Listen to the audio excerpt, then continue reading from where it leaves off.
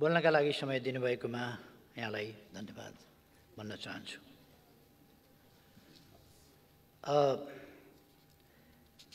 लगभग 1 महिना अघि सरकार परिवर्तन भएको छ र सरकार परिवर्तनको विषय लोकतन्त्रमा सामान्य कुरा नै हो। तर असामान्य ढङ्गले सरकार परिवर्तन भएकैले होला गठबन्धनका सत्तापक्षीय गठबन्धनका मित्रहरू असाध्य हौसिनु भएको छ। दसैँ आए जसरी केटाकेटी आँगनमा नाचे जस्तो नाच्दै ठिक भएको छ। 1 महिनासम्म आज पनि मैले बसेर सुने। धन्यवाद र बधाई केका लागि भन्दा 1 महिना केही नगरेको हुनाले धन्यवाद र बधाई। खुब चल्यो धन्यवाद र बधाई, बधाई धन्यवाद।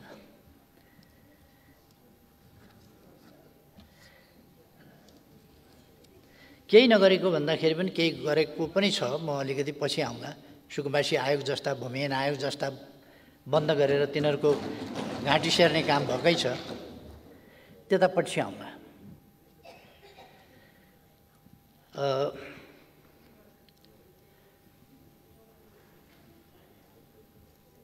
यो सरकार परिवर्तनको विषयलाई सायद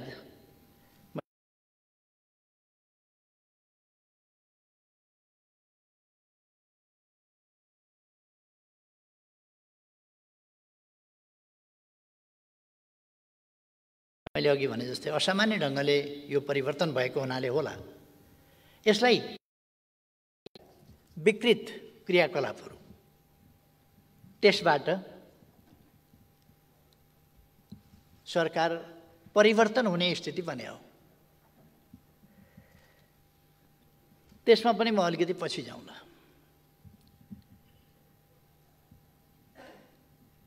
म माथि निकै प्रहार गरेको देखियो, भइरहेको पनि छ। मलाई त्यसमा चिन्ता छैन। समृद्ध नेपाल सुखी नेपालीको राष्ट्रिय आकांक्षा तोकेर र त्यस उद्देश्यलाई प्राप्त गर्न त्यस गन्तव्यतर्फको यात्रामा हिँडेको म। नेपाललाई समृद्ध बनाउने, नेपाली जनतालाई सुखी बनाउने उद्देश्य बोकेर हिँडेको मान्छेलाई यस्ता सानातिना गाली गलौजहरूले खासै फरक पर्दैन। म आफ्नो उद्देश्यमा केन्द्रित छु।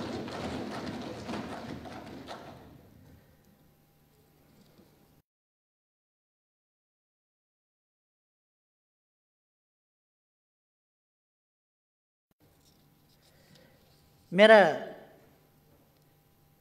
र मैले नेतृत्व गरेको पार्टीका नीति, कार्यक्रम, योजना र लक्ष्यहरू त्यसै अनुरूप तय गर्दै तदनुसारकै व्यवहार र प्रयास मेरो नेतृत्वको सरकारले गर्यो।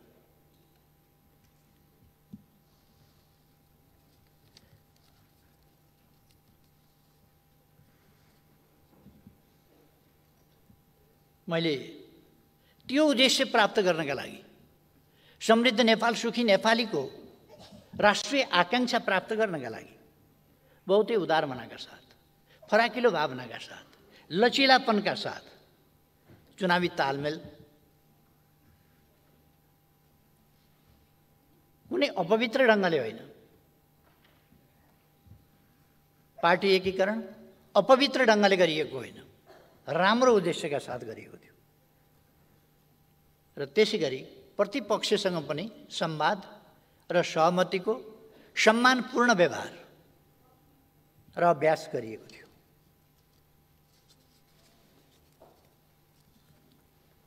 र त्यसका साथै सहकार्य गर्दै अगाडि बढ्ने नीति पनि लिएको थियो। सरकारको गन्तव्य स्पष्ट थियो, गन्तव्यमा पुग्ने बाटो स्पष्ट थियो र तिनको कार्यान्वयनमा दृढता र त्यो दृढताका साथै राज्य सञ्चालन गर्दा अपनाउनुपर्ने संयम र अनुशासनमा सरकारको नेतृत्व गरिरहेको म सधैँ सजग थिएँ र तदनुसार नै मैले व्यवहार गरेको थिएँ। संविधान बमोजिम राज्य सञ्चालन हुनुपर्छ र कानुनी राजको अवधारणाको दृढ अवलम्बन हुनुपर्छ। पूर्वाग्रह, प्रतिशोध र संयमहीनता र पक्षधरता जस्ता शासकीय दुर्गुणबाट आफूलाई अलग राख्नुपर्छ भन्ने मान्यतामा म सधैँ स्पष्ट, दृढ रहेर तदनुसारको व्यवहार गरेँ। उपयुक्त ठाउँमा उपयुक्त व्यक्तिको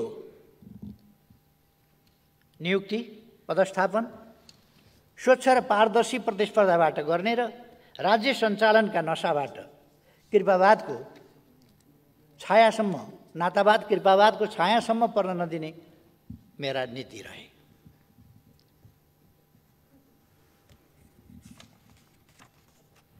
मैले आफू मात्रै होइन, मसँग सहयात्रा गरिरहेका साथीहरूलाई पनि मैले ती नीतिहरूमा अडिग रहन र तिनलाई अवलम्बन गर्न जोड दिएँ। त्यसले कसैको लाभ र इच्छामा धक्का अवश्य पुर्यायो होला।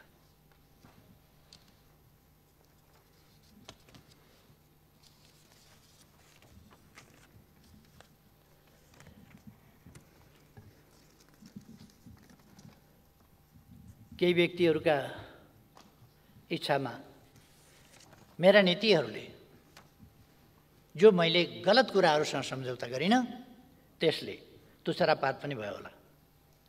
अपेक्षा तत्काल पुरा भएनन् होला या पुरा हुने लक्षण पनि देखिएन होला। मेरा कामले हासिल हुँदै गएको लोकप्रियताले छाती जलाएर असाध्य पीडा पनि भयो होला। त्यो आजकलका अभिव्यक्तिमा पनि देखिन्छ। म भ्रष्टाचार गर्दिनँ, अरूलाई पनि भ्रष्टाचार गर्न दिन्न भन्ने कुराले धेरै ठुलो असजिलो पनि पैदा भयो होला। कतिलाई धक्का पनि पर्यो होला। यस्तै कुराहरूले मेरा पार्टीभित्रै समस्या पैदा भएको दुनियाँलाई थाहा छ। मैले यसमा धेरै समय नलिउँ, के भयो, कसरी आयो त्यो थाहा भएकै कुरा हो। सभामुख महोदय, म एउटा कुरा दोहोऱ्याउन चाहन्छु। म यो देश र यस देशका जनताको सेवाको निम्ति जन्मिएको जस्तो ठान्छु।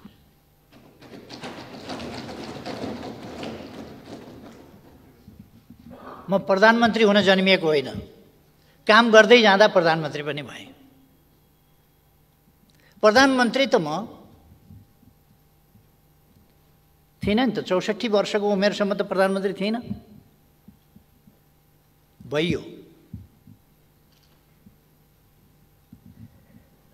फेरि अर्कोपल्ट पनि जालझेल षड्यन्त्र टिग्डम गठबन्धनको संस्कृति त्यसले हटाएको थियो। त्यति बेला मैले त्यस बेला भनेको थिएँ, म ज्यालबाट होइन, जस्केलाबाट होइन, छिणीबाट होइन, भेन्टिलेटरतिरबाट होइन, कि भेन्टिलेसनबाट होइन, म मूल ढोकाबाट, मूल बाटोबाट, मूल गेटबाट, मूल ढोकाबाट आउनेछु।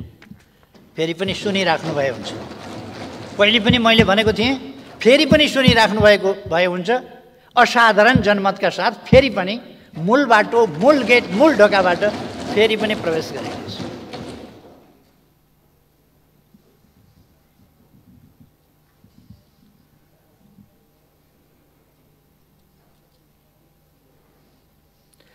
मलाई राम्रो ग्रह दशाले प्रधानमन्त्री बनाएको होइन।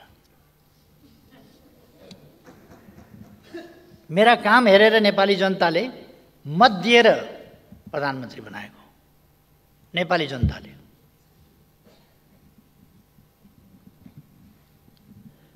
म विभिन्न पार्टीका नेताहरूका महत्त्वाकांक्षा, कुण्ठा, ईर्ष्या, जलन, अहङ्कार आदिको सम्मिश्रणबाट पनि प्रधानमन्त्री भएको होइन।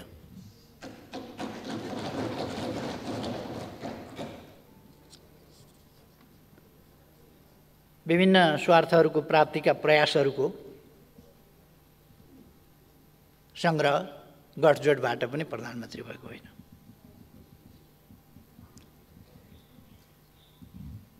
त्यस्ता विभिन्न असफलताहरूको फ्रिक्सन, त्यस फ्रिक्सनबाट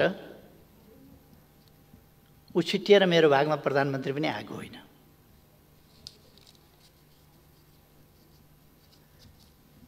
सभामुख महोदय, म कुनै जाली मुद्दा जितेर प्रधानमन्त्री भएको थिइनँ र म परमादेशबाट पनि भएको होइन, जनादेशबाट भएको।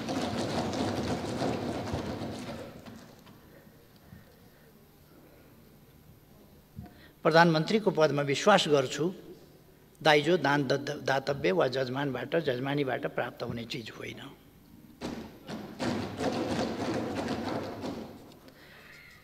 मैले पाएको प्रधानमन्त्रीको जिम्मेवारी नेपाली जनताले ममाथि प्रकट गरेको विश्वास हो र ममाथि विश्वास गरेर सुम्पिएको जिम्मेवारी हो। अपवित्र, अनुचित, असामयिक, असान्दर्भिक, अलोकतान्त्रिक, असंवैधानिक गठबन्धनबाट त्यो जिम्मेवारी खोसिया छ। राजनीतिमा कहिले कहिले यस्तो हुन्छ, हुँदो रहेछ। दुनियाँमा एउटा नजिर नयाँ कायम भएको छ, अदालतबाट प्रधानमन्त्री तोकिने, विश्वमा पहिलो रेकर्ड। होइन भने कसैले बताइदिनुहुन्छ, भए हुन्छ। अन्त पनि यस्तो रेकर्ड थियो, मेरो जानकारीमा अहिलेसम्म त्यस्तो रेकर्ड भएको थाहा छैन। म एउटा सत्तापक्षका मान्यजीहरूलाई आग्रह गर्न चाहन्छु, अदालतलाई धेरै विवादमा ल्याइरहनु पर्ने छैन। तपाईँहरू जसरी विवादमा ल्याउन खोजिरहनु भएको छ अदालतलाई, अदालतले जे गर्यो त्यसको समीक्षा होला, त्यसको मूल्याङ्कन होला। त्यसका वाक्य र शब्दको इतिहासले मूल्याङ्कन गर्ने नै छ। कोही पनि इतिहासको खरो मूल्याङ्कनबाट उम्किन सक्दैन। एकछिन होला, अहिले हामी पार्लियामेन्टमा छौँ। हामी कहिले कहिले त मान्छेले मर्छु भन्ने पनि बिर्सिन्छ र असाध्य दम्भ देखाउँछ। कहिले कहिले मान्छेले सधैँ म यहीँ भइरहने होइन है भन्ने कुरा पनि बिर्सिन्छ र दम्भ देखाउँछ। म त्यसो गरिरहनु आवश्यक ठान्दिनँ।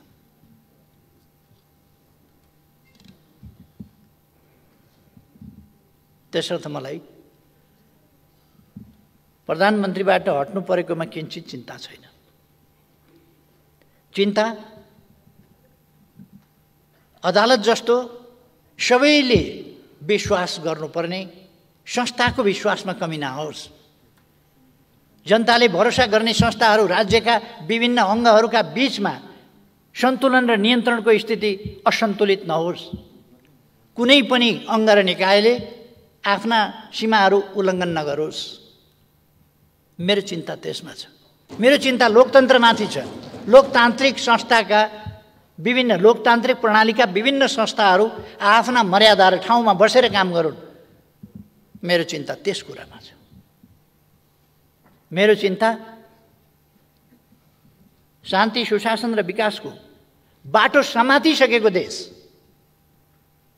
फेरि अब लोकतान्त्रिक संस्कृति होइन, गठबन्धनको संस्कृतितिर हामीले प्रतिस्पर्धात्मक लोकतान्त्रिक प्रणाली, प्रतिस्पर्धात्मक बहुदलीय राजनीतिक प्रणाली हामीले सङ्घर्ष गरेर ल्यायौँ।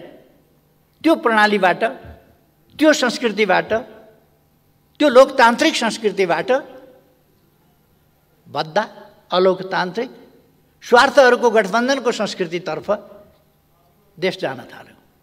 यसले विकास ड्राइभ गर्न सक्दैन। विकासको अभियानलाई ड्राइभ गर्न त, त्यो ड्राइभ गर्नका लागि एउटा चिन्तनका साथ, एउटा दृष्टिकोणका साथ, एउटा गन्तव्य तोकेर उद्देश्यतर्फ हिँडेको सुस्पष्ट मार्गचित्र भएको र त्यो मार्गचित्र अनुसार ती नीति र त्यो गन्तव्यहरूलाई पुष्टि गर्ने खालको काममा सँगै बिना छलकपट, बिना स्वार्थ ती राष्ट्रिय उद्देश्यमा केन्द्रित भएको सरकार चाहिन्छ। त्यस्तो भएन भने स्वार्थहरूको गठजोडबाट, गठबन्धनबाट, विभिन्न स्वार्थहरूका तानातानहरूका बीचबाट राष्ट्रको विकासको अपेक्षा मृग मरीचिका हुनेछ। त्यो सम्भव छैन।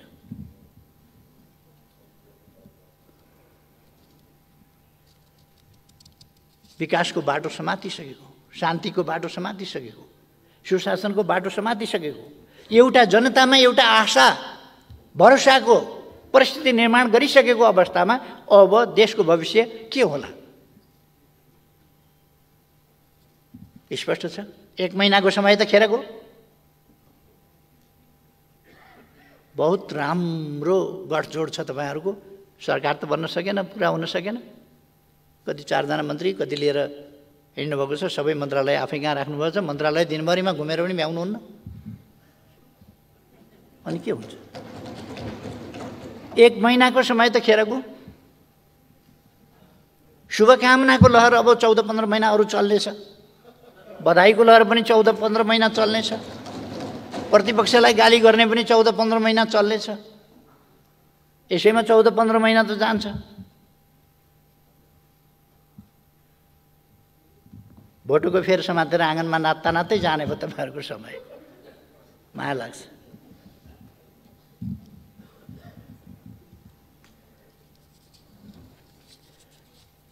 मलाई चिन्ता त्यो कुरामा हो। देशको विकासको यो प्रतिपक्षको सुन्नुभएको छ नि, यसलाई सुनेर सम्बोधन गर्नुहोस्, जवाफ दिनुहोस्, मेरो अहिलेको भनाइलाई असफल बनाइदिनुहोस्, विकासको तेज रफ्तारमा गति चढाउनुहोस्। तर सम्भव छैन, सम्भव छैन।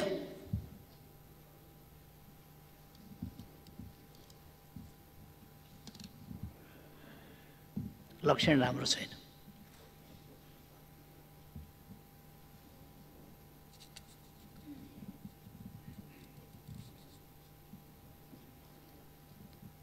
अहिले के गर्दै हुनुहुन्छ?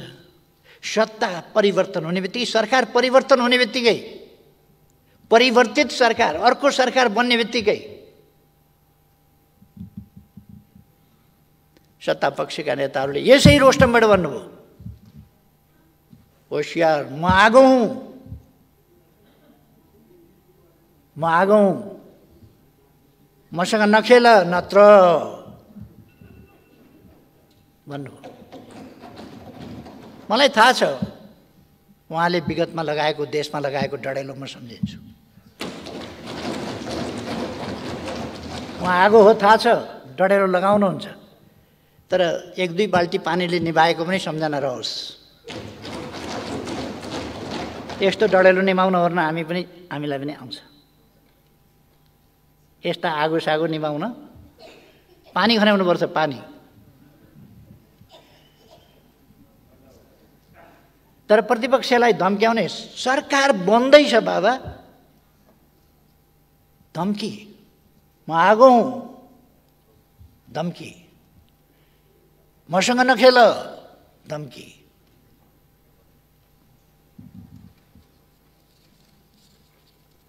तपाईहरुले कता कता अहिले भर्खर अस्तिका दिन सडकमा एउटा कागज वितरण गरेको देखेँ मैले। त्यस कागजमा राष्ट्रिय सहमति जस्तो कुरा पनि लेख्नु भएछ। राष्ट्रिय सहमति। प्रतिपक्षलाई गाली गरेर, सरापेर, सत्तो सराप गरेर राष्ट्रिय सहमति। कस्तो राम्रो बाटो निकाल्नु, कस्तो राम्रो तरिका। प्रतिपक्षलाई धम्काएर राष्ट्रिय सहमति, नत्र भनेर। नत्र के गर्नुहुन्छ?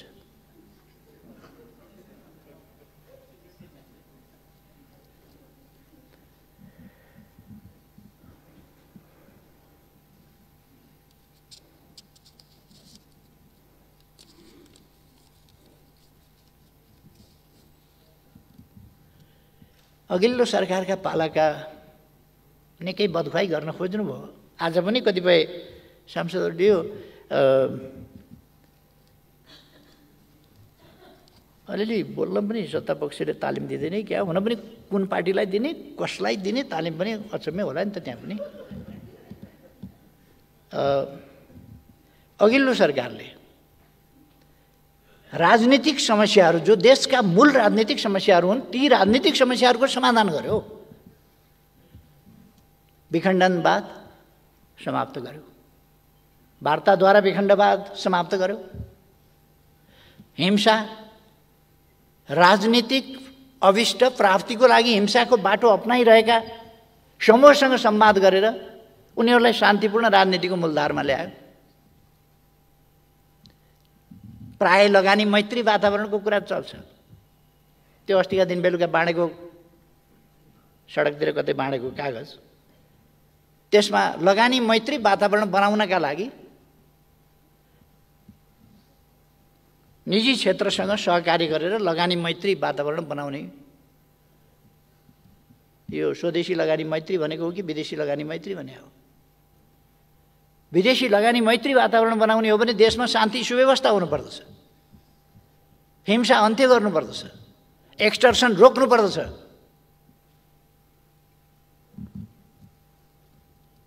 अनि यहाँ त वातावरण बनाइएको होइन र हिंसा अन्त्य गरेर शान्तिपूर्ण ढङ्गले लगानी गर्न पाउने, प्रतिफल लान पाउने त्यस खालको व्यवस्थाहरू गरेर सुविधाहरू पाउने, ती व्यवस्थाहरू गरेपछि लगानी मैत्री वातावरण भएन। त्यस कारण लगानी मैत्री वातावरण वास्तवमा निर्माण भएको छ। त्यो वातावरणलाई अहिलेको सरकारले जोगाओस्, जोगाउन सफलता पाओस्। यस देशका लागि म शुभकामना भन्छु। यस देशका लागि वैदेशिक लगानी ल्याउन आवश्यक छ।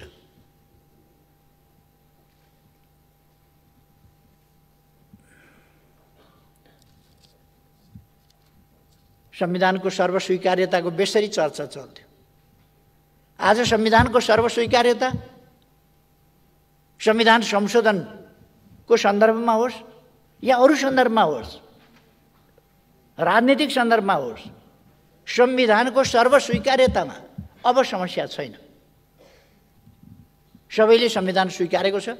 अब कहीँ कतै कमी लाग्न सक्छ, त्यसलाई संशोधन गर्नुपर्छ भन्ने कुरा बेग्लै कुरा हो। संविधान संशोधन गर्नुपर्छ भन्ने कुरा त पर्न सक्छ,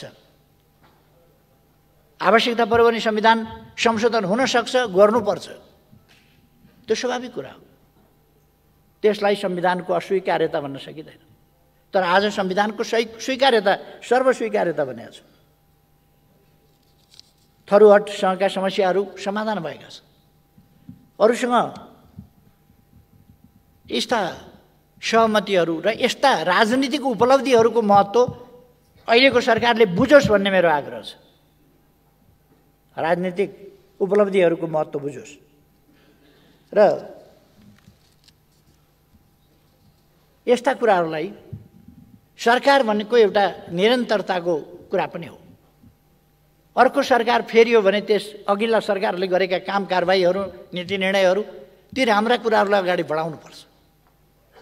र कुनै सहमति गरेको छ सरकारले भने त्यसलाई पछाडि आउने सरकारले त्यसलाई अगाडि बढाउनुपर्छ।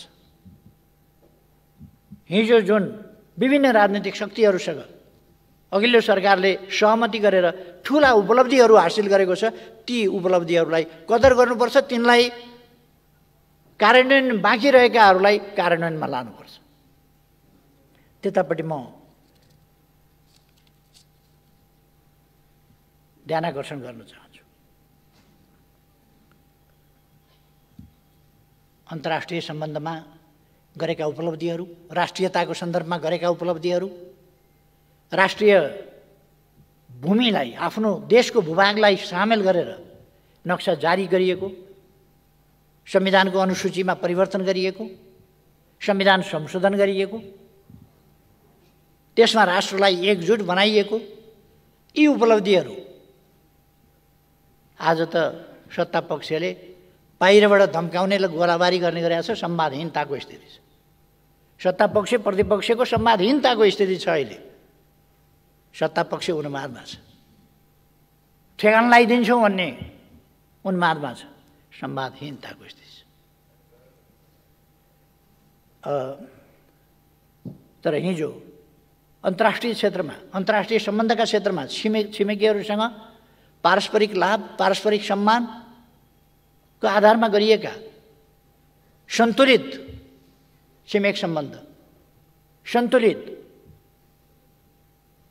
व्यवहारिक ती सम्बन्धहरू राष्ट्रिय स्वाभिमानलाई झुक्न नदिएर, बोल्न नसकेर होइन, नबोलेर होइन।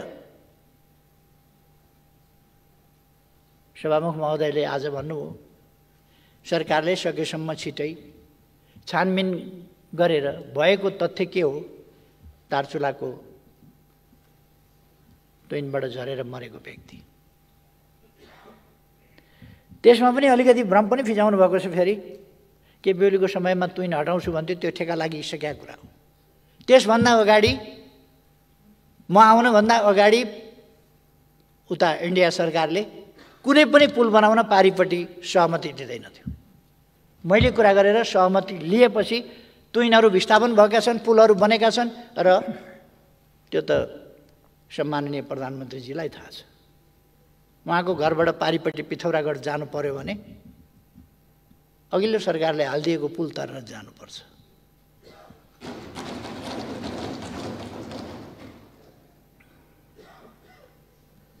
आजकल सुन्छु व्हाइट पेपर तयार गर्ने, के तथ्याङ्क डाटा आँकडा ल्याउने, ल्याए हुन्छ।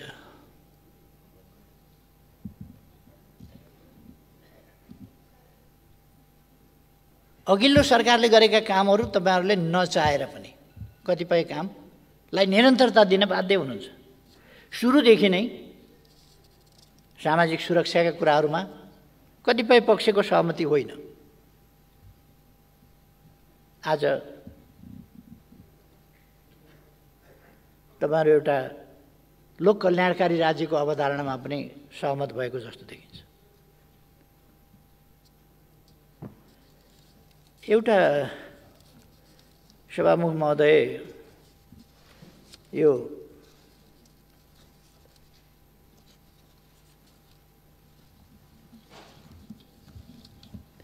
अस्तिका दिन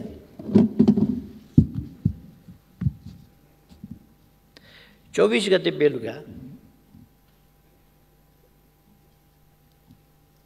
संसद चालू छ, संसद अधिवेशन चालू छ, संसदका बैठकहरू भइरहेका छन्। आज संसदको अधिवेशन बस्दैछ। अस्ति बेलुका संसद छलेको भन्ने त बडा चर्चा हुन्थ्यो। केपी ओलीको सरकारले संसद छल्यो भन्ने चर्चा हुन्थ्यो। संसद नभएका बेला जरुरी परेका कामहरू गर्दा पनि संसद छलेको भन्ने कुरा आउँथ्यो। अहिले त संसदको बैठक चालू छ अनि 26 गते संसद हुनेवाला छ। 24 गते बेलुका बाहिरै कतै संयुक्त सरकारको साझा न्यूनतम कार्यक्रम भनेर एउटा कागज प्रस्तुत भयो।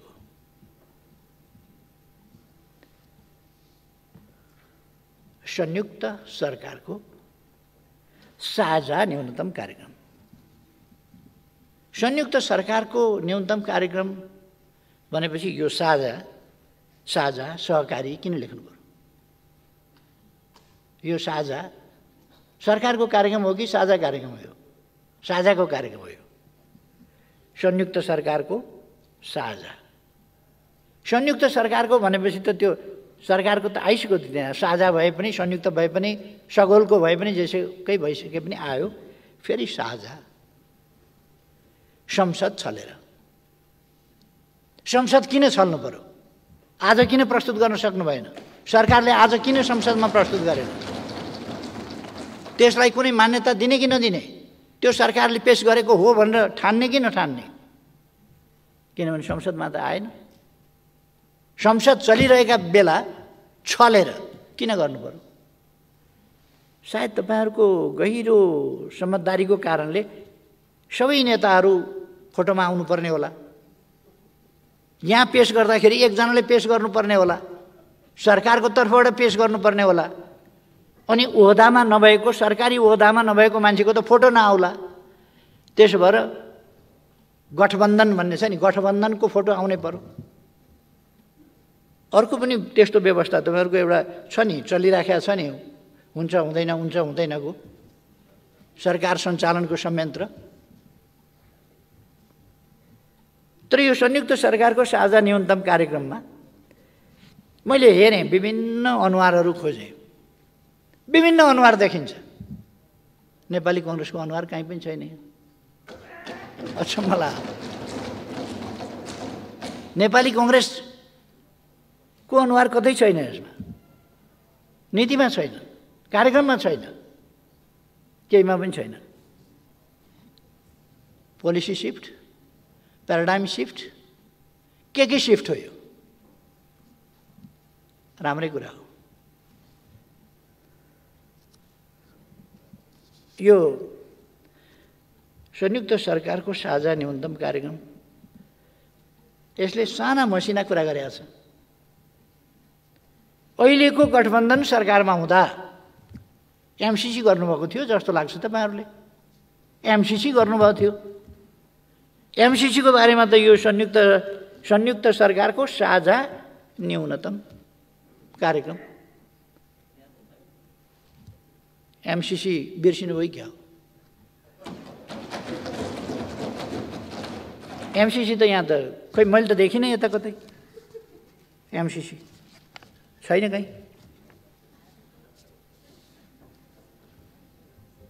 अनि केपी ओलीले कतै एमसीसी पास गर्नुपर्छ भनेको क्लिप खोजेर वातावरण बनाउन खोज्नुहुन्छ। गाली गर्ने, फेरि मेरै क्लिप बजाएर वातावरण बनाउन खोज्ने। तपाईहरुको कार्यक्रम संयुक्त सरकारको साझा न्यूनतम कार्यक्रममा एमसीसी के गर्नुहुन्छ भन्नु परेन? चुपचाप लागेर नेपाली जनताले जान्न चाहेको छ। सम्माननीय प्रधानमन्त्रीज्यू, के गर्नुहुन्छ एमसीसी? तपाईं त बहुत मजबुत प्रधानमन्त्री हुनुहुन्छ। 165 सीट तपाईको साथमा छ, तपाईको पछाडी छ, स्ट्रङ। कसैको सपोर्ट चाहिँदैन, कसैको मद्दत चाहिँदैन। त्यो 165 को सबल जत्थाले के भन्छ? एमसीसी पास गर्ने, फेल गर्ने, के चुप लाग्दैन।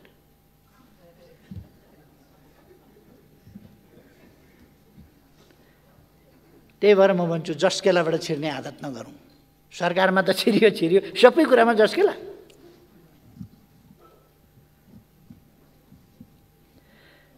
संयुक्त सरकारको साझा न्यूनतम कार्यक्रममा लिम्पियाधुरा, लिपुलेक र कालापानी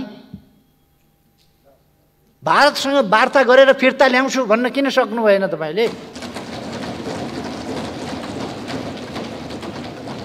लिम्पियाधुरा, लिपुलेक र कालापानी भनेको समस्या हो भनेर समस्यामा राख्नुहोस्। समस्यामा के लिम्पियाधुरा, लिपुलेक र कालापानी समस्या हो? हाम्रो अभिन्न भूभाग, हाम्रो पवित्र भूभाग समस्या हुन्छ? समस्या समाधान गर्ने यो भने के? यो समस्या हो भने त तपाईले छोडिदियो भनेदेखि त समस्या समाधान होला नि। के भनेको यो समस्या समाधान गर्छु भनेको? स्पष्ट रूपमा हाम्रो भूमि हामी फिर्ता लिन्छौँ भन्नुपर्छ कि यो समस्या हो समाधान गर्छु भन्नुपर्छ? यस्तो खुट्टा कमाउनु पर्ने कसले बनायो? कसले बनायो यस्तो खुट्टा कमाउनु पर्ने? अघिल्लो सरकार यस्तो थियो, उस्तो थियो, अनेक थियो, सबै थियो। तर यति त आँट गरेर कमसेकम नक्सा बनाउँथ्यो, छाप्थ्यो, संविधान संशोधन गर्थ्यो, त्यसलाई संविधानको अंग बनाउँथ्यो, भारतलाई पत्राचार गर्थ्यो, संवाद गर्थ्यो। अहिले लिम्पियाधुरा, लिपुलेक र कालापानी समस्या हो। समस्या होइन, त्यो हाम्रो भूभाग हो, पवित्र भूभाग हो, त्यो फिर्ता लिनुहोस्।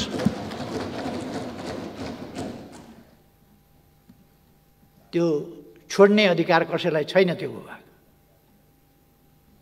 तर म भन्छु तपाईँहरूले फिर्ता लिन सक्नु भएन भने ठिकै छ, 1.5 वर्ष पर्ख्यौँ, हामी छौँ।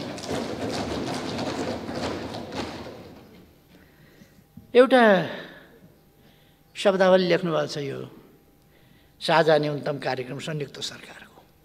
यसमा छिमेकीहरूसँगको सीमा विवाद कूटनीतिक पहल केबाट चाहिँ केबाट छिमेकीहरूसँगको सीमा समस्या टुङ्ग्याइनेछ भनेर। कुन कुन छिमेकीसँग, हाम्रो छिमेकीहरूसँग भन्नाले कुन कुनसँग कहाँ के सीमा समस्या छ? छिमेकीहरूसँगको सीमा समस्या कहाँ छ, के छ? कति साह्रो डराएको सरकार भने, डराउनुको पनि हद हुन्छ नि। जिब्रो पनि रगत आइसक्यो होला चपाउँदा चपाउँदा। असमान सन्धिहरूको सम्बन्धमा के गर्ने भन्नुभएको छ? कुन कुन असमान सन्धि? इपिजीको रिपोर्टको सम्बन्धमा यो सरकारको भनाइ के? कुनै ठोस कुरा यो संयुक्त सरकारको साझा नीति न्यूनतम कार्यक्रम बनाउनु भएको छ, यति लामै छ यो, 14-15 कति पेजको होला कि। यसमा ठोस तोकेर चाहिँ केही पनि बोल्न सक्दैन। लिम्पियाद्वारा लिम्बूले कालापानी फिर्ता ल्याउँछु भन्न सक्दैन, एमसिसी यसो गर्छु भन्न सक्दैन, छिमेकीहरूसँग कहाँ समस्या छन् त्यो भन्न सक्दैन। असमान सन्धिहरू कोसँग छ, के सम्बन्ध, के भन्न खोजे? अघि भर्खर एकजना माननीयले कुरा उठाउनु भएको थियो, 1947 को ब्रिटिस इन्डियाबाट फर्किने बेलामा गरिएको तथाकथित त्रिपक्षीय गोर्खा सैनिक सम्बन्धी सन्धि त्यो हो। 1950 को ट्रिटी हो अथवा के हो? महाकाली ट्रिटी हो, एमसिसी हो, बिआरआई हो, के हो? के पनि बोल्न सक्नुहुन्न, चुइक बोल्न सक्नुहुन्न, गोलमटोल। एउटा बोल्न खोज्छ अर्काले हुँदैन भन्छ, अर्को बोल्न खोज्छ अर्काले हुँदैन भन्छ, त्यस्तै त होला।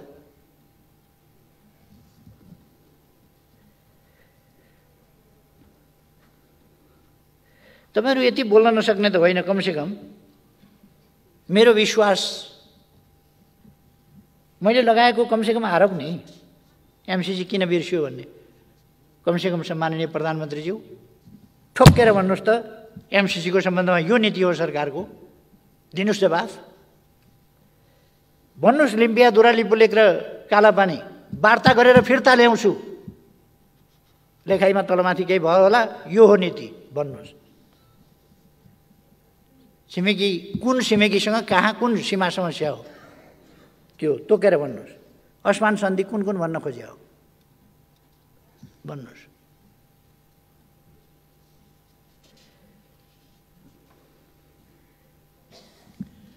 भ्रष्टाचार विरुद्धको कारबाही गर्ने भन्नुभएको छ, खुसी लाग्यो।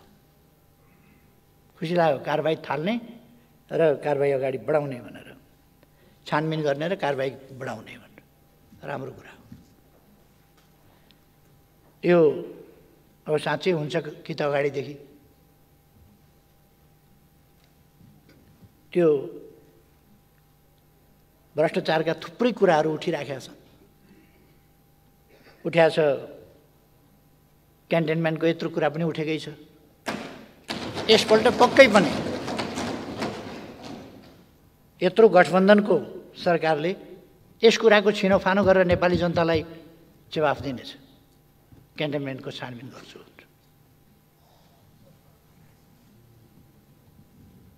ललिता निवास पनि गर्छ होला, माता तीर्थको पनि गर्छ होला, अरू विभिन्न सर्दु जलाजार क्षेत्रको पनि अवश्य हुन्छ होला।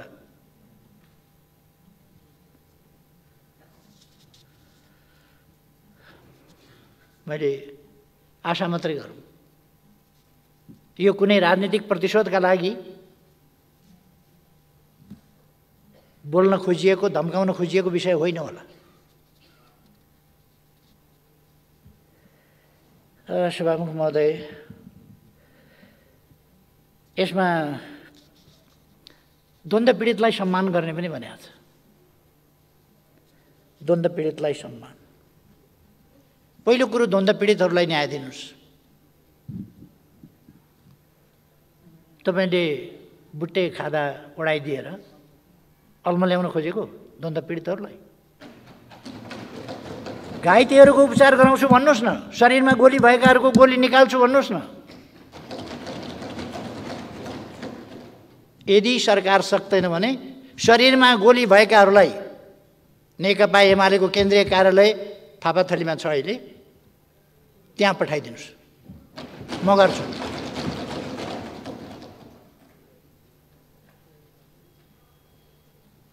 न्याय दिनुहोस्, छानबिन गर्नुहोस् न। त्यत्रो गौर हत्याकाण्ड भयो, निर्दोष निहत्था मान्छेहरू मारिए। अराजकता, अनुशासनहीनता, दण्डहीनताको अन्त्य गर्छु भन्नुभएको छ यस संयुक्त सरकारको साझा न्यूनतम कार्यक्रम हो। छानबिन गर्नुहोस्। मान्छे मरेका छन्, तिनका परिवारको के अवस्था छ? ती घाइतेहरूको के अवस्था छ? को त्यो हत्याकाण्डको आयोजक? कसले त्यो हत्याकाण्ड गरायो? त्यो गर्नुहोस्। गठबन्धन धरापमा पर्ने हो कि?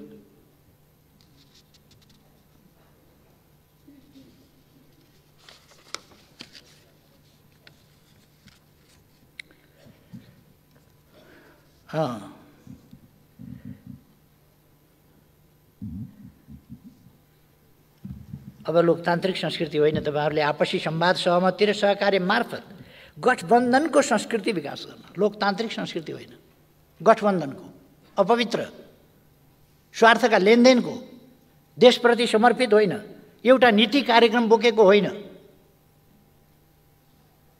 अनि लेफ्ट, राइट, सेन्टर,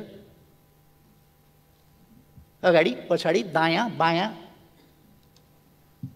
नीतिहरूको विविधता कतै जोडिँदैन, विचारहरू कतै जोडिँदैनन्। सत्ता मात्रै सब कुछ होइन।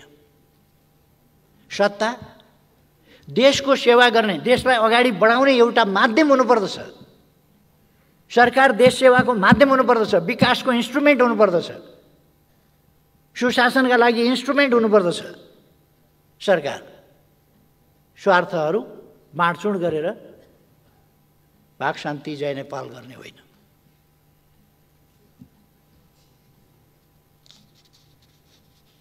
यो गठबन्धन अचम्मको गठबन्धन छ।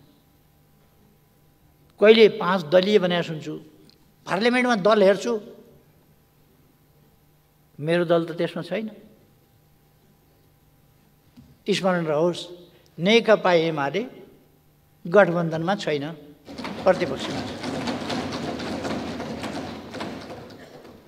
अनुशासनहीनता र अराजकता अन्त्य गर्ने यहाँहरूले प्रतिबद्धता गराउनु भएको छ। यसमा यो शाब्दिक मात्रै हो कि व्यवहारमा हो?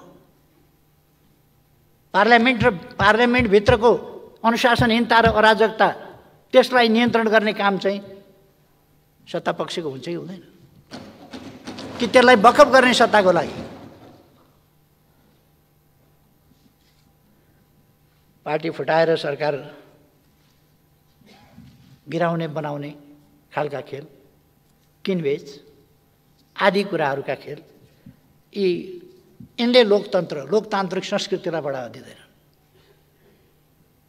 गठबन्धन कहिलेका निम्ति, एकछिनका निम्ति आवश्यक हुन पनि सक्ला। गठबन्धनको संस्कृति भनेको कुनै लोकतान्त्रिक संस्कृति होइन। लोकतान्त्रिक संस्कृति विचारमा आधारित हुन्छ, स्वार्थमा आधारित होइन। गठबन्धन स्वार्थ आधारित हो, विचार आधारित होइन। देश बनाउने हो भने विचार आधारित राजनीति अगाडि बढाउनुपर्छ। लोकतन्त्रका आधारभूत मूल्य मान्यतामा केन्द्रित भएर अगाडि जानुपर्छ।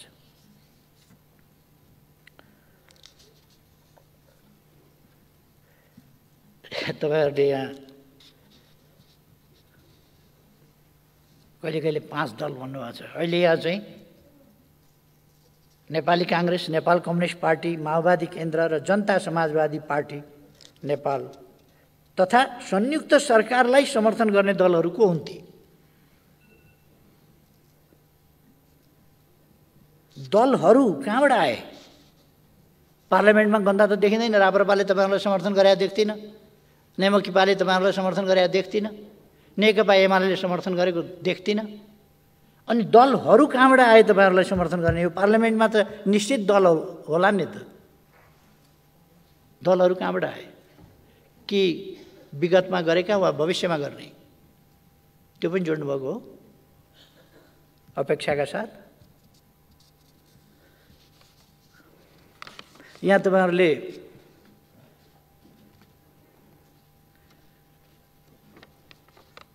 आपसी संवाद, सहमति र सहकार्यको संस्कृतिको विकास गर्दै राष्ट्रिय एकता सुदृढ गर्ने भन्ने पनि राख्नुभएको छ। राष्ट्रिय एकताका निम्ति तपाईँले बाटो के छान्नुभएको छ भने असंवैधानिक रूपमा प्रतिनिधि सभा विघटन गरी सर्वसत्तावादी, अलोकतान्त्रिक र अधिनायकवादी रूपमा शासन सत्ता सञ्चालन गर्ने प्रतिगामी प्रवृत्ति। प्रतिगमन भनेको त सम्माननीय प्रधानमन्त्रीज्यू 61 साल माघ 19 गते यहाँले बुझाउनु भएको बेलाकोलाई भनिन्छ।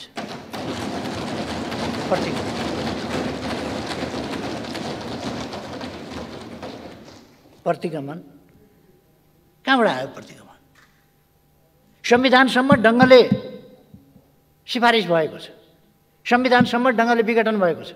अदालतले भन्यो भन्दैमा अदालतले एउटा बेन्चबाट एउटालाई ज्यानमारा भन्छ, एउटा अदालतले अर्कोले उसलाई चाहिँ बाइज्जत रिहाई गर्नु, ऊ चाहिँ नि कुनै अपराधमा संलग्न छैन भन्छ। अदालतले एकपल्ट भन्यो भन्दैमा त्यही कुरा सत्य हुन्छ भन्ने छैन। अदालतको फैसलालाई सम्मान गर्छौँ हामी, मान्छौँ हामी, तर गलत छ भने पनि सही छ भनेर भन्न सकिन्न। यसपल्ट सम्मानित सर्वोच्च अदालतले गरेको फैसला विधि, प्रक्रिया, तर्क, संविधानका प्रावधान विपरीत छ, गलत छ त्यो। त्यसकारण त्यो समर्थन योग्य छैन। यसको विवेचन, विश्लेषण, व्याख्या सविस्तार बुद्धिजीवीहरूले गर्दै जालान्, कानुनविदहरूले गर्दै जालान्, हुनेछ त्यो। र यो सबै शब्दहरू तपाईँहरूले राजनीतिक पूर्वाग्रह, अहङ्कार र देशलाई द्वन्द्वतिर लाने मनसायका साथ यहाँ उल्लेख गर्नुभएको छ। र अहिलेको सरकार कुनै जनादेशबाट आएको, लोकतान्त्रिक विधिबाट आएको होइन, अलोकतान्त्रिक विधिबाट आएको सरकार हो। अलोकतान्त्रिक गठबन्धनबाट आएको, स्वार्थहरूको गठजोडबाट आएको सरकार हो। र यो सरकार लोकतान्त्रिक भन्न सकिँदैन, यो सरकार संवैधानिक भन्न सकिँदैन, यो सरकार सर्वसत्तावादी हुन खोज्ने मनसाय भएको। आउने बित्तिकै यसले पहिले कसमाथि वञ्चरो चलायो भन्दा भूमिहीन सुकुम्बासीहरूमाथि वञ्चरो चलायो। कसको सरकार भन्ने कुरा त्यसबाट देखिँदैन।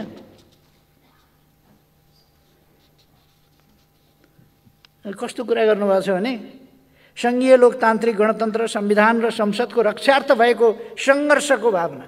तपाईँले यो सरकार कुनै सङ्घर्षको मैदानबाट ल्याउनु भएको सरकार हो, परमादेशबाट ल्याएको होइन। परमादेश सङ्घर्ष हो, जाली मुद्दाबाट सरकार ल्याउने, त्यहाँबाट भन्ने सङ्घर्ष हो।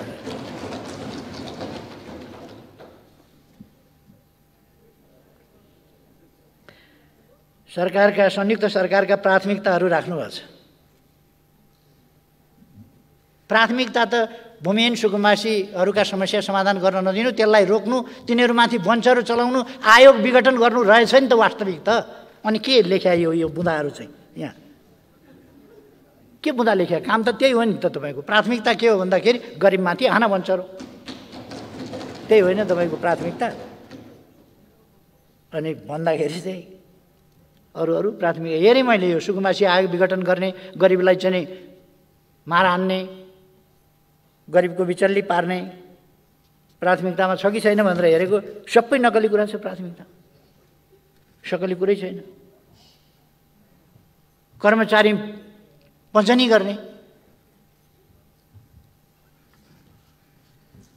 जो स्वाभाविक रूपमा त्यहीँबाट बढेर आएको कर्मचारी छ, प्रमोसन हुँदै आएको कर्मचारी छ, त्यसलाई दबावका दबाव छ।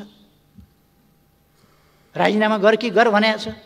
हरेकलाई 900 कतिजना भयो अरे, 40-41 महिनामा 900 कतिजनाको रिक्त पद रिक्त हुन्छ, मान्छे आउँछ, अनि त्यसबिचमा के खाली नै रहन्छ त सबै देश ठप्प हुन्छ। आयो होला 900, 1000 आयो होला, विधिसम्म ढङ्गले आयो। अनि यो राजनीतिकरण गरेर तपाईँहरू विधिसम्म त आएका मान्छे सबै फाँडेर काङ्ग्रेस राख्नुपर्ने त्यहाँ के जरुरी छ? अथवा तपाईँका तथाकथित गठबन्धनका मान्छेहरू सबै भर्ना गर्नुपर्ने के आवश्यकता छ? त्यो गर्नुभएको छ।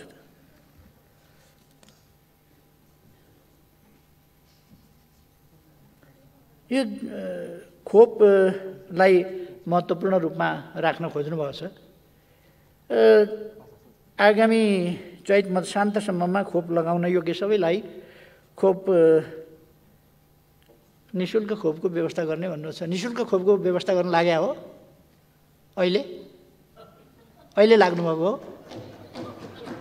निःशुल्क खोपको व्यवस्था गर्ने यो त पोहोरको कुरा होइन।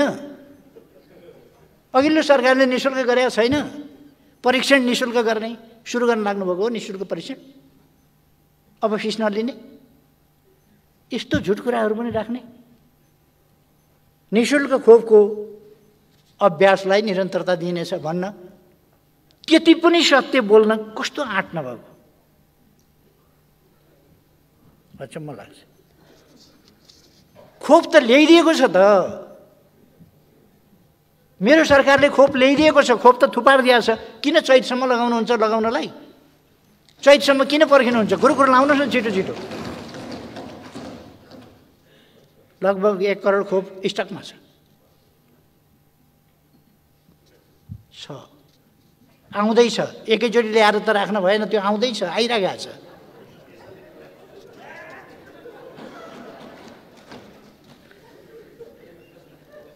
यो चैतसम्म भनेको तपाईँले के फागुनको निर्वाचन नगर्न खोज्या हो? कोभिड छ भनेर, खोप चालु छ भनेर? असंवैधानिक काम नगर्नु होला, म पहिले नै सजग गराउन चाहन्छु।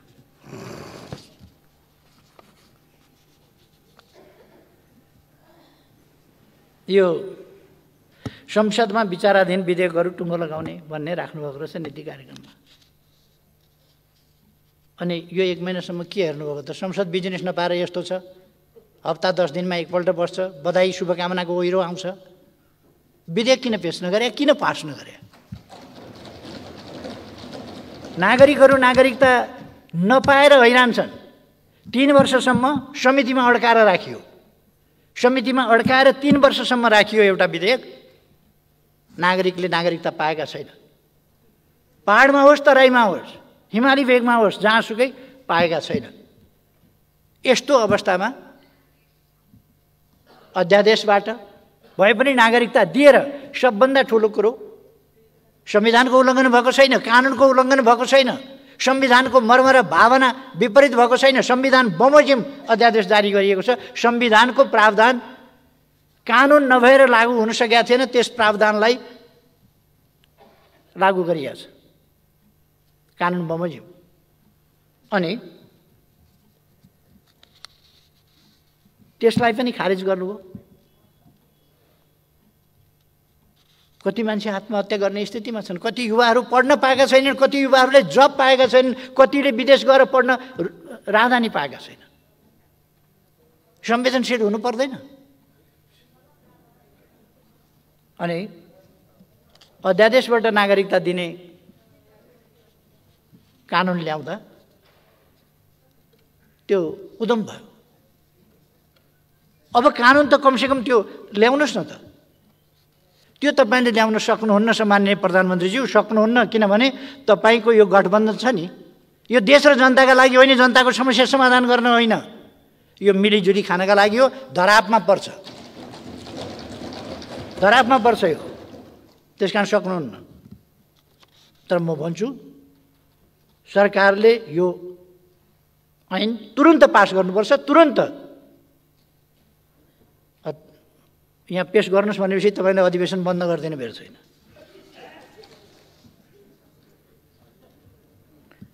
अधिवेशन बन्द नगर्नुहोस्, विधेयकहरू पास गर्नुहोस्, ल्याउनुहोस्। एमसीसी यहीँ छ नि, टेबलमा छ एमसीसी, यहाँ टेबलमा छ, पेश गर्नु भन्नुहोस्। निर्णयार्थ यहीँ भइहाल्छ नि। आफैसँग 165 छ, 165 आफैसँग छ नि। निर्णयार्थ प्रस्तुत गर्दछु भनेपछि त 165 वटा ताली दुईटै ड्याम ड्याम ड्याम ड्याम ड्याम ड्याम बज्ला नि त। अनि शान्ति प्रक्रियालाई पूर्णता दिने भनेर सम्माननीय प्रधानमन्त्रीजी, शान्ति प्रक्रिया केले रोकिएको छ त सम्झनै होला।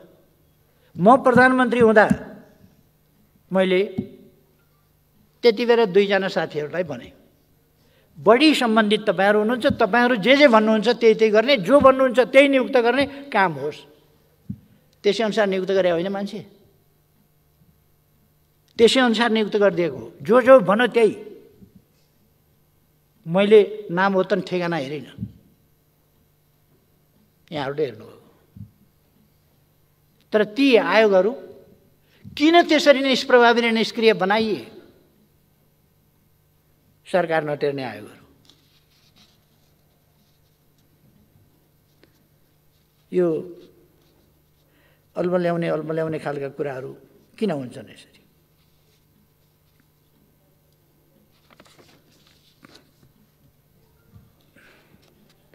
नयाँ चिज ल्याएको जस्तो गरेर थुप्रै कुराहरू नयाँ चिज जस्तो गरेर ल्याउन खोज्नुभएको छ, नयाँ सुरु गरेको जस्तो। अब खोप दिन सुरु गर्ने भन्न बेर छैन, किन यो अघिल्लो सरकारको बिर्साइदिनु पर्यो नि। एउटा कविता लेख्ने मान्छेले लेखेछन्, गीत गाउनेले पनि गाउन थाले क्या हो। एउटा कविता लेखेछन्, भत्काइदेऊ धरारा, पुरिदेऊ रानी पोखरी, टालिदेऊ सुरुङका पालहरू, भत्काइदेऊ बाटा र पुलहरू, ओली याद आउने सबै चिजहरू। यो सरकारको नीति कार्यक्रम यही होइन मुख्यतः? संक्षिप्तमा यही गीत न हो मुख्य नीति कार्यक्रम त?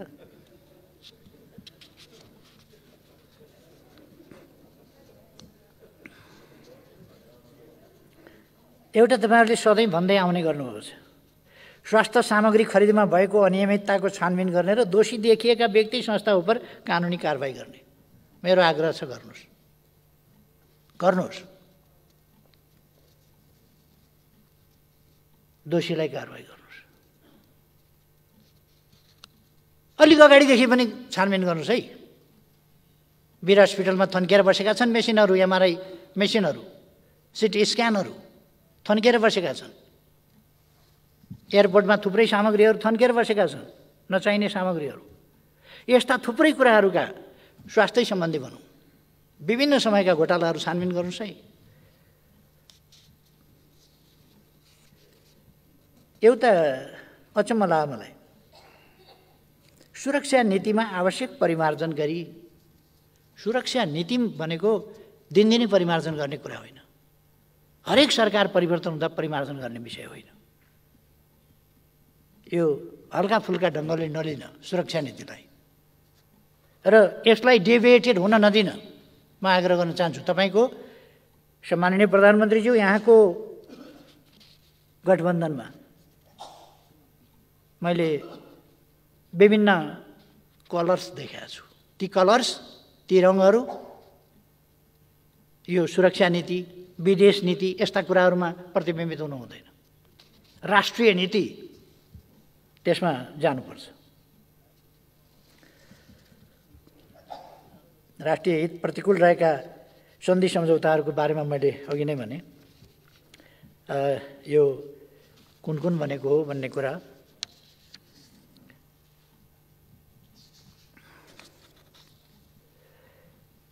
यो सङ्घीय लोकतान्त्रिक गणतन्त्रलाई संस्थागत गर्न संविधानमा उल्लेखित साझा अधिकारका सूचीसँग सम्बन्धित कानुन लगायत अन्य आवश्यक ऐन कानुनहरू प्राथमिकताका साथ तर्जुमा गर्ने। यो त 1 वर्ष लगाएर संविधान अनुकूल संरचनाहरूको निर्माणदेखि लिएर संरचनाहरूको गठनदेखि लिएर तिनलाई अधिकार सम्पन्न बनाउनेदेखि लिएर तिनका निम्ति आवश्यक कानुन तर्जुमा गर्नेदेखि लिएर तिनलाई एउटा नमुना कानुनहरू बनाएर प्रदेश र स्थानीय तहहरूमा समेत पठाउने कुराहरूदेखि लिएर सङ्घीयता कार्यान्वयनका लागि कानुनहरूको निर्माण गर्ने र त्यो कानुनहरू सङ्घीयता निर्माणका कानुनहरू वित्तीय व्यवस्था अनि संरचना लगायतका थुप्रै कामहरू गरिएका छन् भने बाँकी रहेका कामहरू त भन्न सक्नु पर्थ्यो। अब गर्ने हो र? यो त भइसकेको छ। अब कुनै कुरा बाँकी छ भने भन्ने कुरा चाहिँ एउटा हुनसक्छ।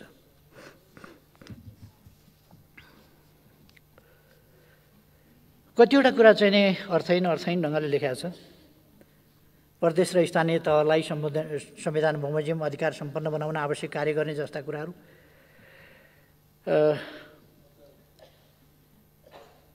यस्तो भुलभुलैयाका कुराहरू राखेको छ।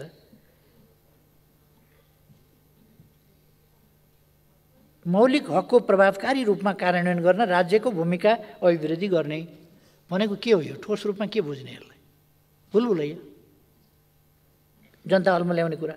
संविधान प्रदत्त सामाजिक न्यायको हकको सुनिश्चितताका लागि समानुपातिक समावेशिताको सिद्धान्तलाई कार्यान्वयन गर्ने भएको छैन र? भुलभुलैया।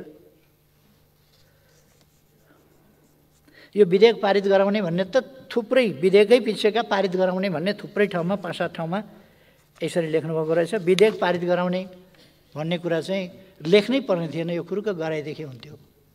यो कुनै नीति कार्यक्रम साझा कार्यक्रम हुनै पर्दैन क्या। यो संसदको त काम हो, सरकारको काम हो। यो आएर अड्किएका कानुनहरू पनि पास गर्न तपाईँको नीति कार्यक्रममा राख्नुपर्छ र? एउटा गजबको लेख्नुभएको छ, सार्वजनिक सेवा प्रवाहमा लाग्ने समयलाई 1/3 घटाउने। कमसेकम यो चाहिँ अलिकति पारदर्शी ढङ्गले बताइदिनु भएदेखि राम्रो हुन्थ्यो। 100% कति हो, 1/3 कति हो? 100% अहिलेको स्थिति 100% कहाँनेरि छ, त्यसलाई 1/3 मा ल्याउँदाखेरि कहाँनेरि पुग्छ, त्यो अलिकति मूर्त रूपमा। नत्र भने यस्तो खालको चाहिँ चटक, शाब्दिक चटक यो नगर्दा पनि हुन्थ्यो।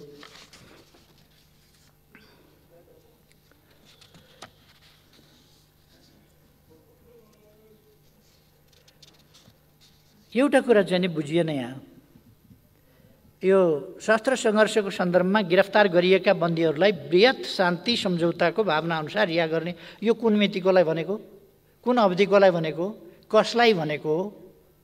यो यति अमूर्त। यो सशस्त्र सङ्घर्ष भनेपछि जसले जति बेर हतियार उठाएको पनि सशस्त्र सङ्घर्ष हुन्छ कि, अथवा केले काटेको, केले ठोकेको, केले मारेको चाहिँ सशस्त्र सङ्घर्ष हुन्छ कि, कुन अवधिको भनिएको? अब यो गिरफ्तार गरिएका बन्दीहरूलाई मुद्दा लगाइएका नलगाइएका कस्तालाई हो? बृहत शान्ति सम्झौता भनेको त पहिलेको होला। त्यसको भावना अनुसार रिहा गर्ने भनेको कहिलेकोलाई हो?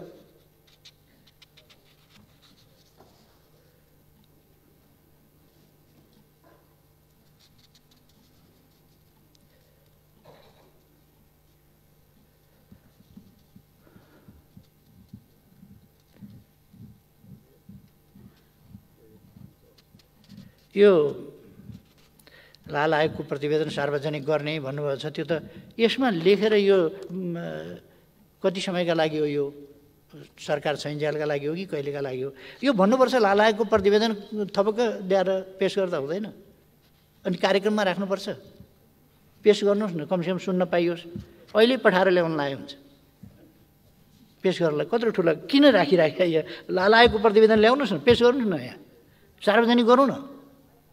यो सरकारको साझा न्यूनतम कार्यक्रम बाहिरै गर्दा हुन्छ भनेदेखि यो सदन सिद्धिएपछि पनि बाहिर गएर पनि सार्वजनिक गरे हुन्छ नि। त्यो त आजै गरिदिउँ।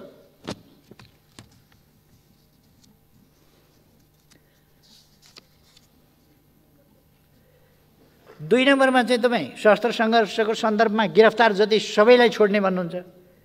त्यही 4 नम्बरमा आइपुग्दा यो शान्ति प्रक्रियाको पूर्णता 2.5 को 4 मा आइपुग्दा लाल आयोगको प्रतिवेदन सार्वजनिक गर्ने, तराई मधेसमा भएका विभिन्न आन्दोलनका बेला लगाइएका मुद्दाहरूको पुनरावलोकन गरी, यहाँ चाहिँ यत्रो लामो प्रोसेस नि, पुनरावलोकन गरी अन्यायपूर्वक बन्दी बनाइएका न्यायपूर्ण ढङ्गले थुने त ठिकै छ होइन त। माथिकालाई चाहिँ सशस्त्र सङ्घर्षको सन्दर्भमा गिरफ्तार गरिएका बन्दीहरूलाई चाहिँ बृहत शान्ति सम्झौताको भावना अनुसार छोडिदिने। यो 4 नम्बरमा आइपुग्दा विभिन्न आन्दोलनका बेला लगाएका मुद्दाहरूको पुनरावलोकन गरी, यहाँ चाहिँ मुद्दाको पुनरावलोकन गर्नुपर्ने।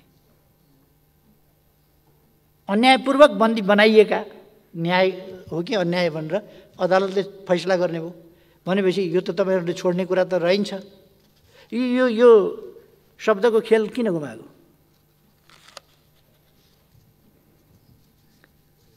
घटकका मान्छेहरूलाई,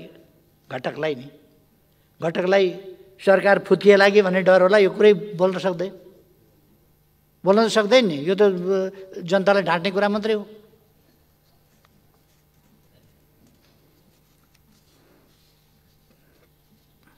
एउटा चाहिँ अचम्म लाग्छ।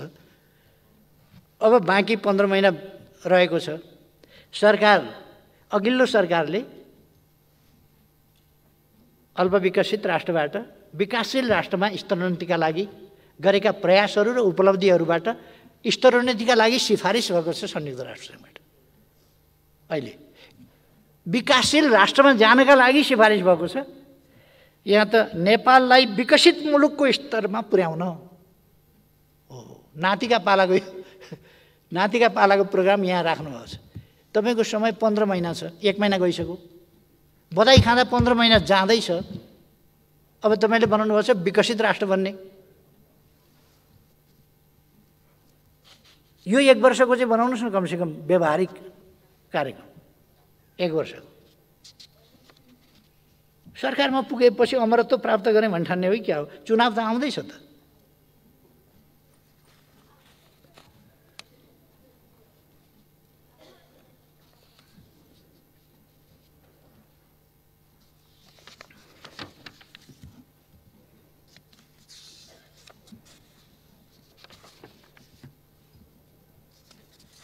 एउटा गजबको राख्नुभएछ। अलिकति यहाँनिर छुटेछ र मैले सम्झाइदिन खोजेँ।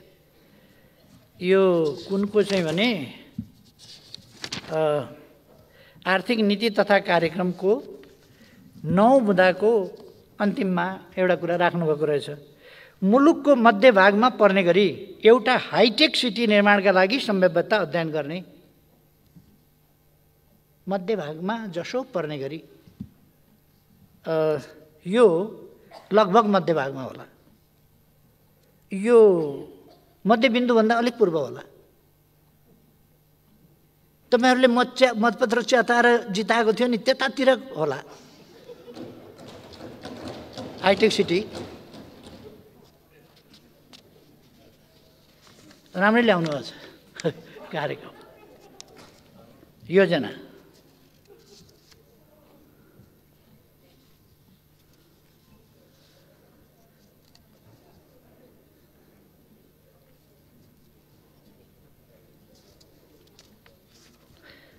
तपाईँहरूले यो सामाजिक रूपान्तरण भनेर यो सामाजिक सुरक्षा सन्दर्भमा पनि भन्नुभएको छ। अहिले सामाजिक सुरक्षा भत्ता 4000 दिने गरिएको छ। त्यसमा 1 रुपियाँ घटाउनु होला। त्यो घटाउन मिल्दैन। त्यतापट्टि तपाईँहरूले नच्याए पनि हुन्छ।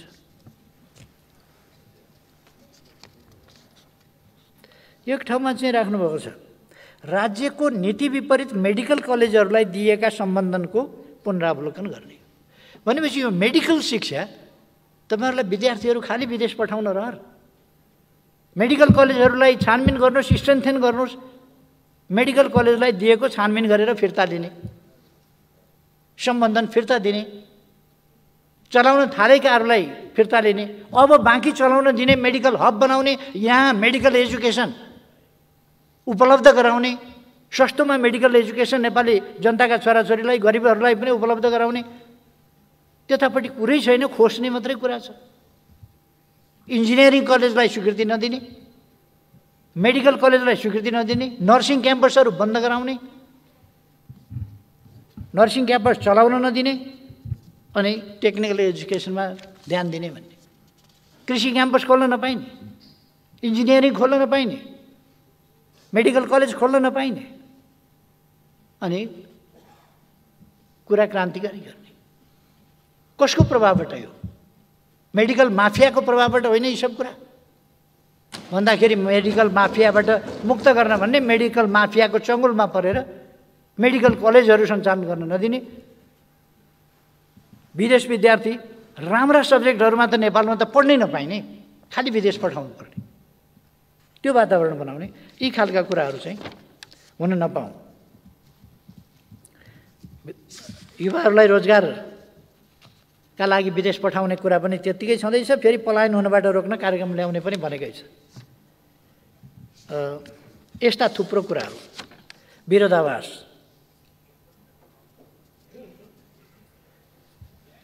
एउटा खुब भेट्टाएँ भनेर तपाईँहरूले अपव्याख्या गरिरहनु भएको छ अहिले सत्ता गठबन्धनका मान्छेहरू, पार्टीहरू। यो चुरे क्षेत्रको दोहन गर्न, अनुचित दोहन गर्न, त्यसलाई त्यहाँबाट गिटी बालुवा उत्खनन गर्न रोक्ने र खानी पत्ता लगाएर वातावरणीय मूल्याङ्कन गरेर त्यसबाट ल्याउने भनेको, त्यसबाट निकाल्ने भनेको एक ठाउँमा एउटा सामान्य अहिलेको असान्दर्भिक कुरा हो। त्यो बाहिर पठाउने, बढी भयो भनेदेखि बाहिर पठाउने भन्ने शब्दावली त्यहाँ परेछ। मलाई यो लाग्दैन कि नेपालले कहिल्यै कुनै चिज निर्यात गर्दैन, होइन, कहिले कहिले निर्यात गर्ला पनि नगर्ला पनि त्यो अहिले राख्न आवश्यक थिएन। त्यो अहिले हामी आफैलाई पर्याप्त हुँदैन। खानी कहिले पत्ता लगाउने, के गर्ने, चुरेको रोक्ने, दोहन रोक्ने कुरा हो। चुरेको दोहन रोक्नका लागि खानी पत्ता लगाएर त्यसबाट उत्खनन गरेर चुरे संरक्षणमा ध्यान दिने भन्ने कुरा राखिएको थियो। चुरे क्षेत्रको उत्खनन गरी ढुङ्गा गिटी बालुवा निर्यात गर्ने कार्यलाई रोक लगाउने, त्यो रोक होइन, त्यो त लगाइसकेको छ। त्यो रोकभन्दा पहिले तपाईँहरूको गठबन्धनका नेता कार्यकर्ताहरू चुरे दोहनमा को कहाँ संलग्न छन् त्यो चाहिँ निकाल्नुहोस् न पहिले। यहीँ गोदावरी नगरपालिकामा को इन्भल्भ हुनुहुन्छ? तपाईँका मन्त्री इन्भल्भ हुनुहुन्छ कि हुनुहुन्न? सम्माननीय प्रधानमन्त्रीज्यू ढुक्कले भन्न सक्नुहुन्छ? को इन्भल्भ हुनुहुन्छ? त्यहाँ जङ्गल उजाड भएको देख्नुहुन्छ कि हुन्न? 2 रोपनी लिएर 100 रोपनी कब्जा गरेको देख्नुहुन्छ कि देख्नुहुन्न? चुरे दोहन, अरू यस्ता अनधिकृत दोहन, दादागिरी चलेको छ। गठबन्धनमा सामेल हुँदैमा दादागिरी चलाउन पाइँदैन, देशको दोहन गर्न पाइँदैन, अनधिकृत ढङ्गले देशलाई बर्बाद गर्न पाइँदैन।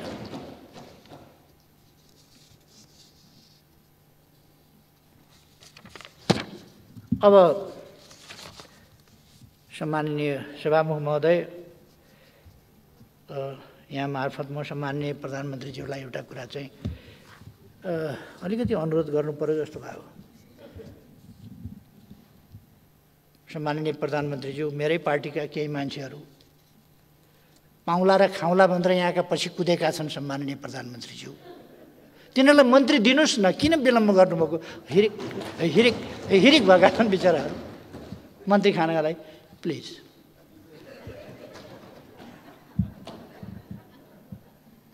यति त गराइसक्नुभयो, पछि त लगाइसक्नुभयो, पछि हिँडेका छन्, कुद्या छन्, फ्या स्वा गरेका छन्, मन्त्री खान पाऊँ भनेका छन्, बिहान बेलुकै चाकरीमा हाजिर भएका छन्। मन्त्री दिनुहोस् प्लिज, दिनुहोस्। मेरो दलमा अलिकति घाटा भए पनि सुहाउँला बुझाउँला। धन्यवाद।